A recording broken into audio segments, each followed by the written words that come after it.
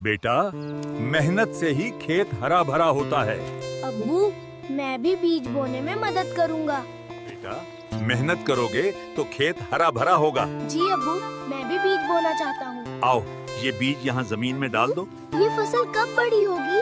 कुछ महीनों में फसल तैयार हो जाएगी। फिर हम इसे बाजार में बेचेंगे। बेटा, यही हमारी रोजी है।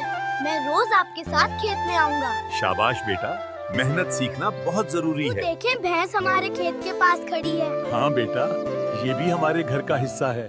हम इसका भी अच्छा ख्याल रखेंगे। बेटा, भैंस के साथ रस्सी पकड़ो, अब घर चलते हैं। जी अब्बू, भैंस तो थोड़ी थकी लग रही है। हाँ बेटा, लेकिन शाम हो गई है। शहर से लगता है, लेकिन क्या करेगा यहाँ?